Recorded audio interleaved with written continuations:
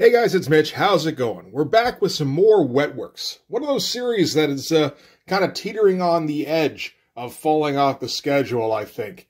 But as long as the art stays high-end, we'll probably stick with it.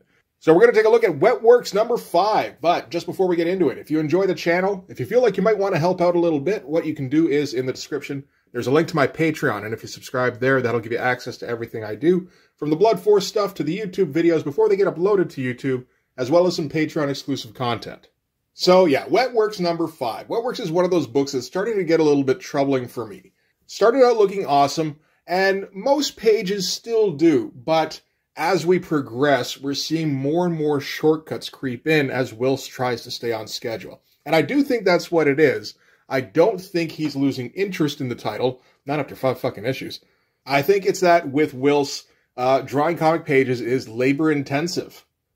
Takes a lot of time, takes a lot of lines, and I mean, over a long-term period, there's no way he can stay on schedule. So he's trying to pull out every trick he can to stay on schedule, and it does mean some of the art is starting to decline a little bit. But yeah, as long as it doesn't start looking like Cyberforce, he doesn't start going on autopilot on pages, he doesn't start bringing in flunkies to finish up the pages for him, then I think we can stick around at least for a while. So let's start with the cover on this. I was going to say this is another standard Wetworks cover that could fit on any issue, except, you look a little bit closer. Oh, wait, there's Grifter there, reflected in what I presume is Dane's arm. We're getting to a point where the Wetworks guys are becoming more and more recognizable, at least. This is, I'm like 98% sure that's Dane. Pretty good drawing, nice and solid, a little bit clever with the reflection bit in there. Is that something he stole from later in the issue? No, it doesn't look like it was, so at least we've got that. So let's get into this. All right. So what's been going on in Wetworks recently? Wetworks, the team, is working for Armand Waring, who is, he's a werewolf. They haven't said it yet, but he's a werewolf. And they're against the vampire clan, who are set to take over the world shit. And in the last issue, Wetworks was sent by the werewolves to go and bust up a meeting between vampires and Damonites. And their objective for that mission was actually to capture Prince Draken, he's a vampire, he's like heir to the throne, some shit like that, if he can assassinate the Blood Queen. I don't even have to look that up. If you can think of a generic name for a vampire, it's in this book. So they did have Draken in custody. They were able to ruin his meeting with the Damonites, so they scared the Damonites off from dealing with vampires, at least for now. And we're about to assassinate Draken when all of a sudden WildC.A.T.s busted in. And we're going to start things off with an ad for Spawn cards, which I vaguely remember. I can't really recall what they look like. It says here they're all this like oversized kind of thing, so that's awesome. I was looking at this and like, who is this? This looks good, but I don't recognize it. It's Michael Golden, apparently.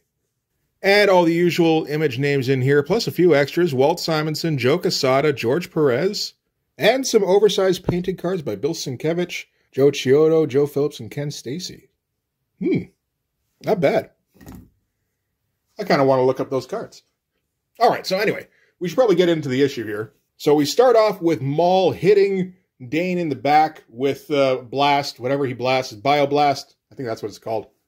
And he says, I've got the Armored One's attention, secure the civilian, and he's talking about Prince Draken, while he's stunned. And Draken's going to take the opportunity to run away. He says, fool humans, you cannot even join forces when your kind's existence hangs in the balance, which is exactly why we of the night shall triumph. So all the vampires got to talk like fucking goofs. Great opening splash. The big old blasty flex off. I like the way Wills draws big guys. Wills draws big guys better than just about anybody because he makes them completely improbable.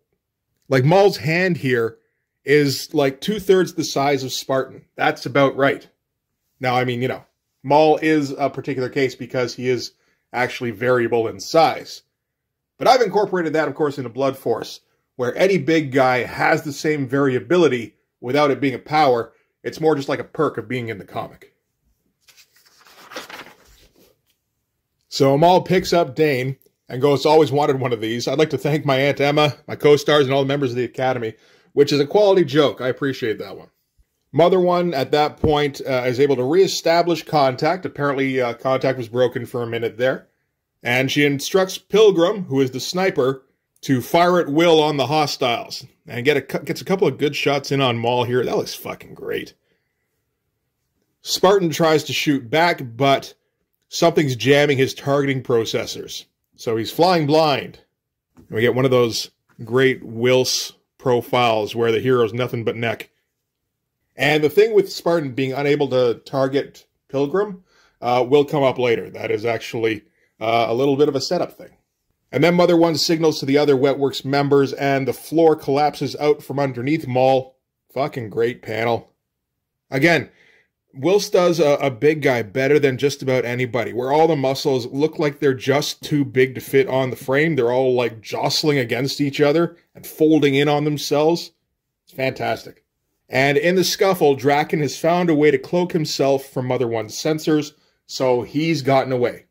And Dane, of course, figures these guys must be his escape contingency. So now it's time for WildC.A.T.s versus Wetworks. Very briefly. But we're already seeing the shrunken backgrounds here. Again, I don't mind it in this case, because what we are getting in the panels here is hyper detailed. You know, like even out of the speed lines and everything.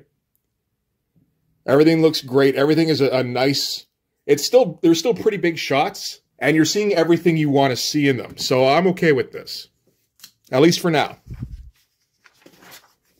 Elsewheres, Grifter gets a little forehead flashy thing that we've never seen Grifter get before, which is something he hasn't felt since the Team 7 days. And we have heard Team 7 mentioned before, but I'm pretty sure that was Wetworks before they got the gold stuff.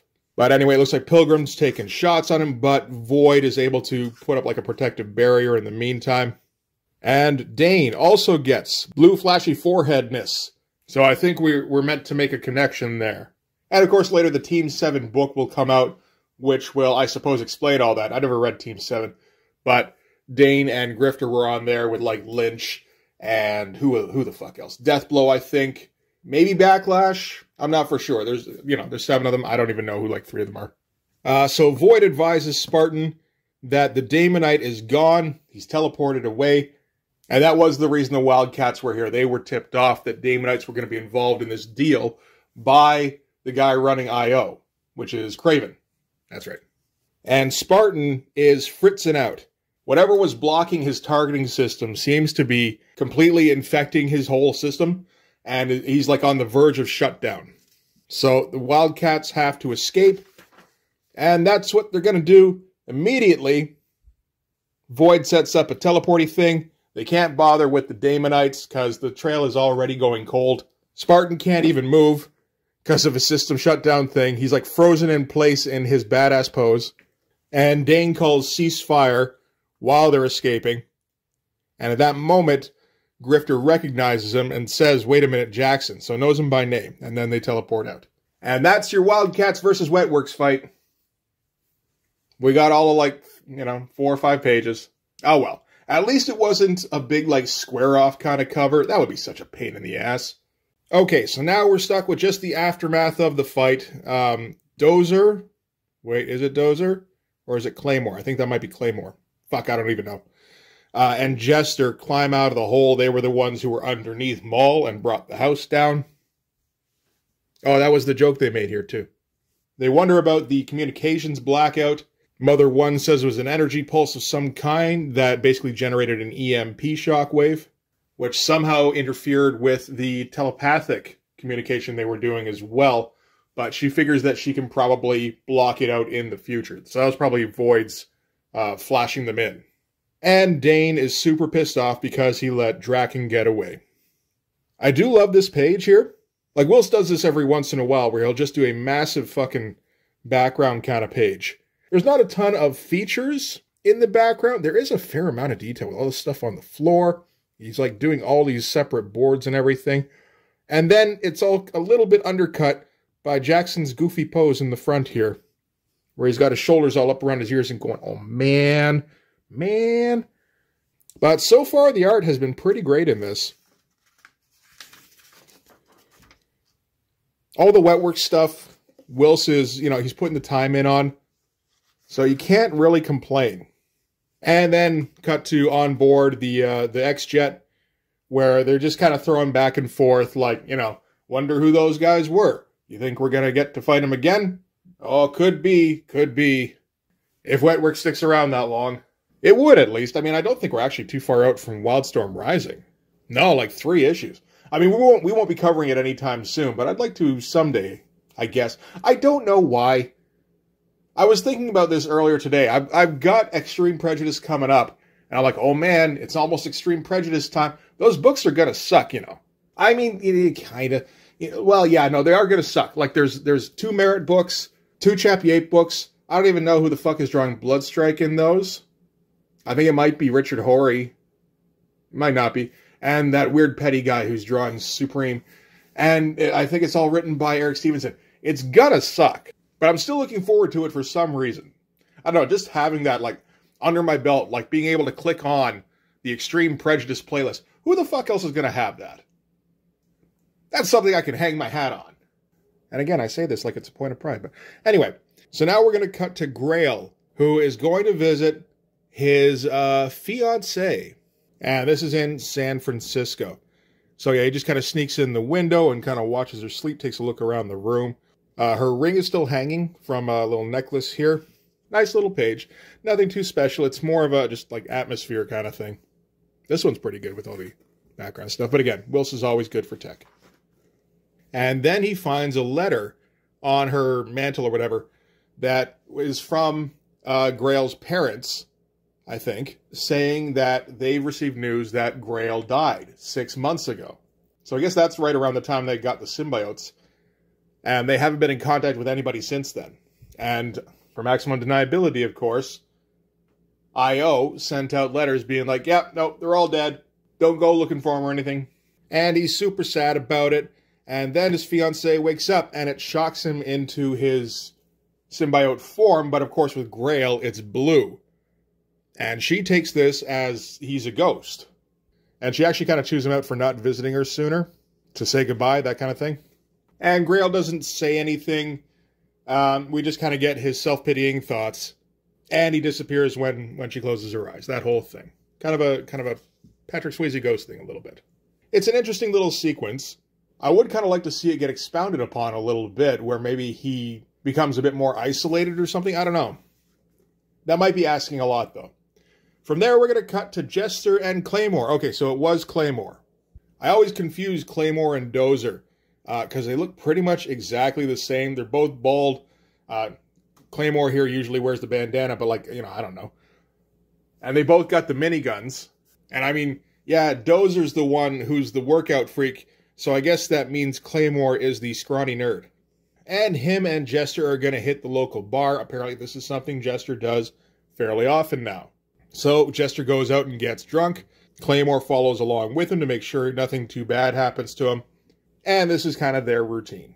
And we get kind of a history of why these guys are kind of close, which is probably good because we haven't gotten any kind of indication that anybody is really close with anybody on the team at all. So that's good. Again, nice spread, nice shot, pretty detailed.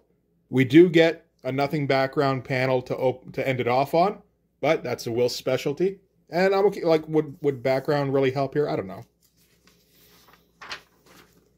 Here's where it's starting to show some cracks a little bit. Claymore escorts Jester to the motorcycle. Jester gets relegated to sidecar. And as he piles him in there, Jester's singing the WildC.A.T.s theme song, just going, "We're heroes, not zeros." And while he's piling him in there, a bunch of guys kind of come up behind him, go, you know, "Hey, man, spare some change, bud. Big man like you, look like you probably got a big wallet." And, of course, he does his super flex and turns gold and everything, and they're all just like, psh, whatever, man. Fucking superheroes. And they're unbothered for the rest of the way home anyway. But, yeah, no backgrounds here, kind of leaving it all up to the colorist. A little bit of streaky black, that's about it. Nothing here, nothing here. This was a page that just needed to be gotten through.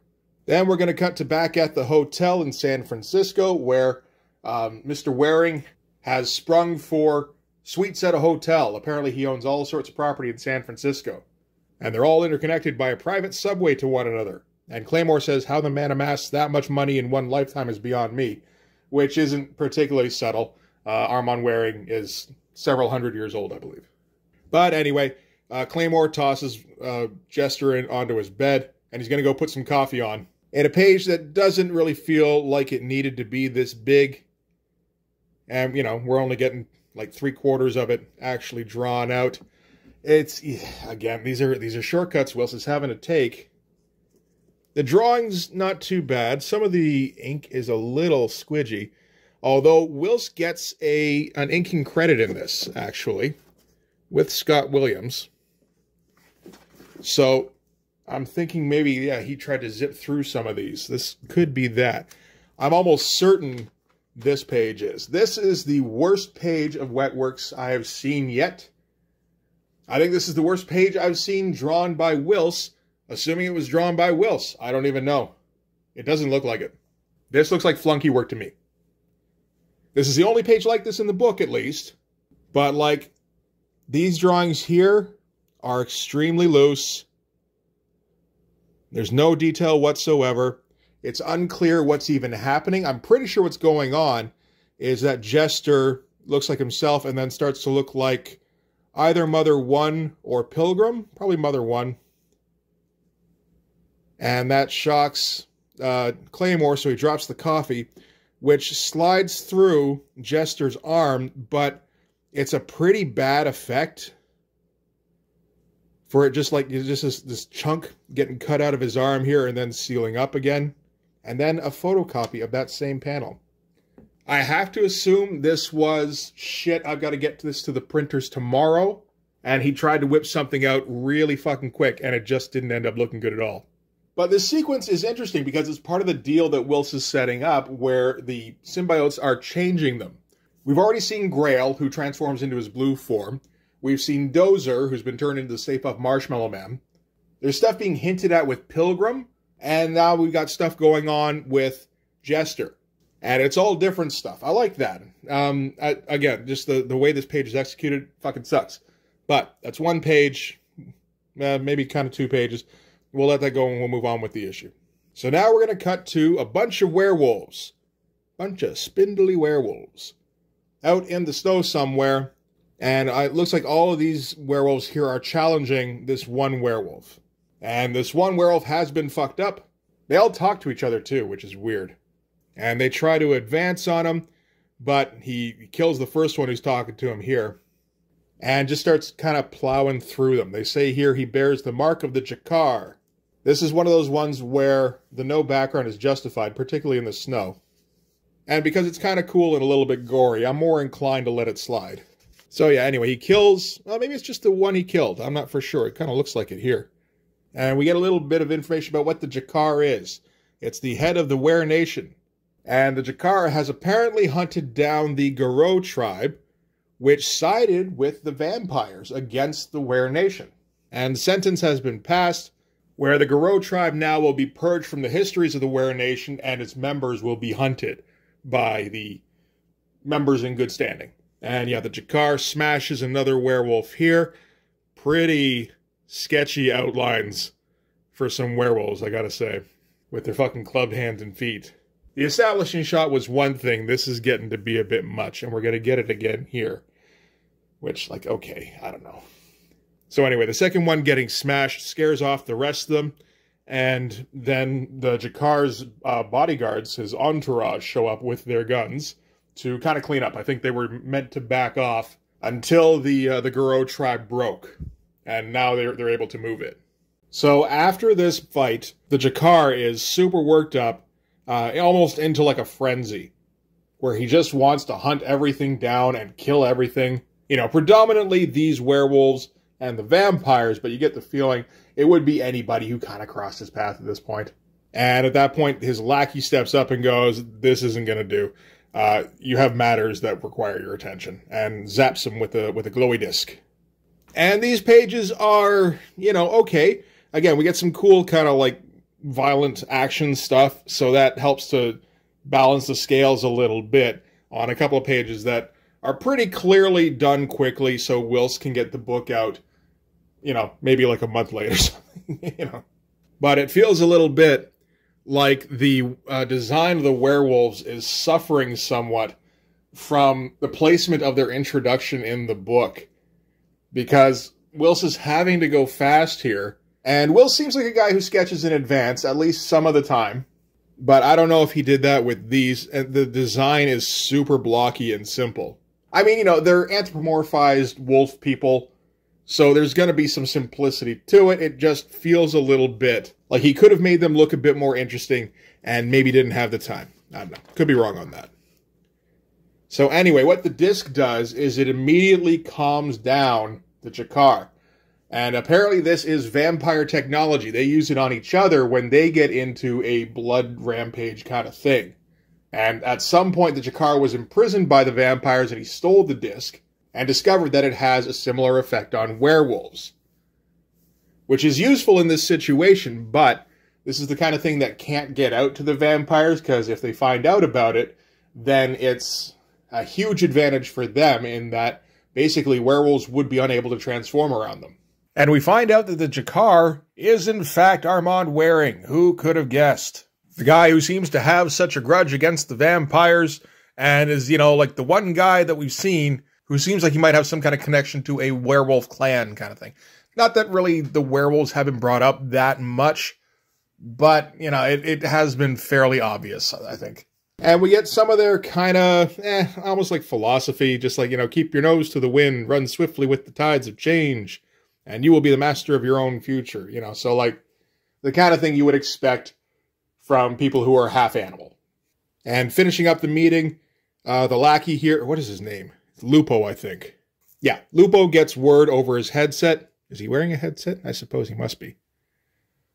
That the Wetworks team has failed in capturing Draken due to some unforeseen complications. However, they were able to break up the forming alliance between the vampires and the Daemonites, so that's something good that came out of it, at least. And apparently the Daemonites even being involved is news to the Jakar. And from there, we're going to cut to what I assume is Draken. They say they've gotten some intel from an interrogation that the Vampire Nation is preparing for a coronation. This might not be Draken. This might be some other nobility guy. Draken always has the hood, so I don't know if this is him without it. And he's super stoked because his coronation's coming up and the Werewolf Nation is tearing itself apart. And apparently he was going to send his legions to attack, I suppose. Oh, wait, no, I don't think it is the werewolves. I think it's other vampires. I don't even know. I guess we'll find out next issue. They were going to attack somebody, but he's going to hold off for an hour so that he can go and get some refreshment first.